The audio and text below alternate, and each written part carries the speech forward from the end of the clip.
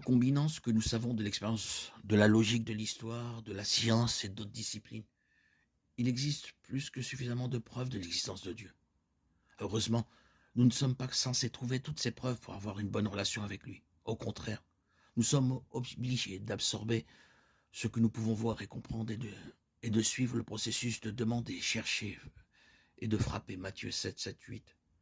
Demandez, l'on vous donnera, cherchez, vous trouverez, frappez, l'on vous ouvrira. Car quiconque demande reçoit, celui qui cherche trouve, et l'on ouvre à celui qui frappe.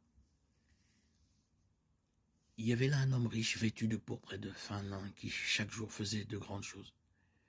Et à sa porte était couché un pauvre nommé Lazare couvert d'ulcères, qui désirait se rassasier de ce qui tombait de la table du riche. Même les chiens venaient lécher ses ulcères. Le pauvre mourut et fut porté par les anges auprès d'Abraham. Le riche mourut aussi et fut enseveli. Dans le séjour des morts, tandis qu'il était en proie au tourment, il leva les yeux et vit de loin Abraham et Lazare à côté de lui. Et il s'écria, Père Abraham, aie pitié de moi, et envoie Lazare tremper le bout de son doigt dans l'eau pour me rafraîchir la langue, car je souffre terriblement dans cette flamme. Et il dit, Père Abraham, aie pitié de moi, et envoie Lazare tremper le bout de son doigt dans l'eau pour me rafraîchir la langue, car je souffre terriblement dans cette flamme. Abraham dit, mon enfant, souviens-toi que tu as reçu tes biens pendant ta vie, et Lazare aussi les maux. Mais maintenant il est consolé ici, et toi tu es dans l'angoisse.